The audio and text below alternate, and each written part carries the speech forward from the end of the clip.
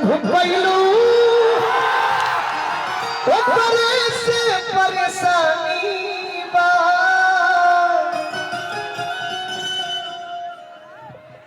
जी dress designer जी ए सनमई करम तारो लागे खानदानी बा ए सनमई करम तारो लागे खानदानी भैया हमरा याद बा कि भैया एक बेर बस्ती के आगे वो कार्यक्रम रहे रहुआ सबसे पहला बेर वही मंच पे गाना गइले रहे हमरा जो गलती हो गई के गा के आज स्टेज बहुत गा भी देले बा खैर जाए तो मार्केट हुए है लेकिन ओरिजिनल होला है ना तब इनकरा के जवाब देले रहे कि जे करे से लभ कइनी ओह के परेशानी बा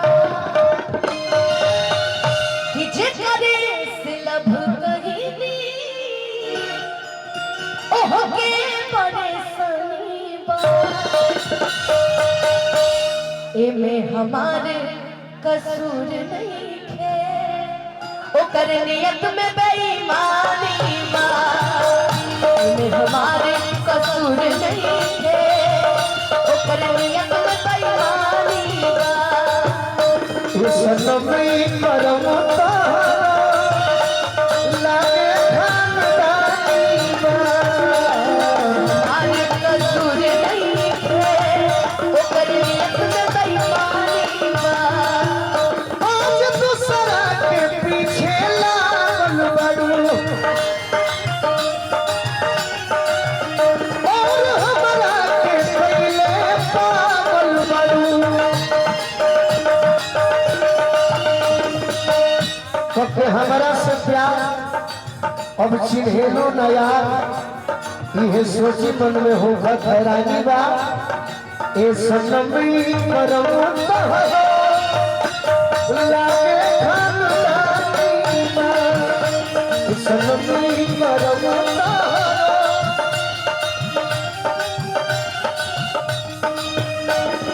कितनी मोहब्बत है मेरे दिल में कैसे बताऊं उसे कैसे बताऊं उसे दीवानगी में पागल किया है कैसे दिखाऊं उसे कैसे दिखाऊं उसे ही बना के उसी ने उजाड़ा मेरा आशिया एक ऐसा लड़का था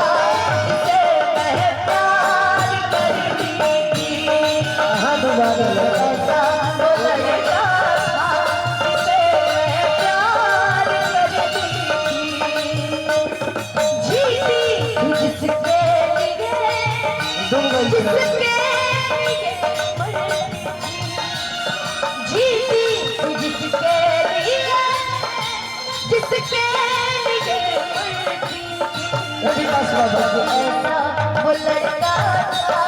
जिसे मैं प्यार करती थी ऐसा वो लड़का था जिसे मैं प्यार करती थी आहा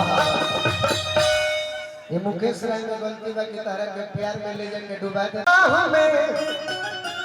सुना है ना तो कबो करो गाना तार के याद करा दे कि सितंबर अक्टूबर नवंबर माह में अरे अपना तू बोलू के रखी हम निगाह में दिसंबर में हम तारा के मान जे कि हमरा से प्यार करेंगे नया साल में नया काम करो अरे दिसंबर में कमर से कॉल करी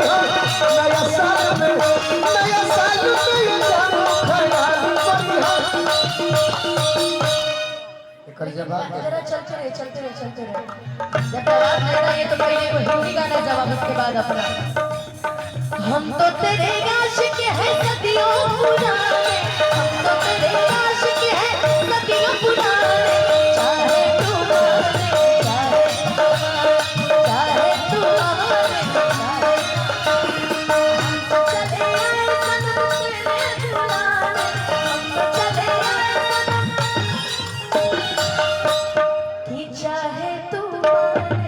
एकर जवाब लो, एकर जवाब हमरा से ले। बोलिए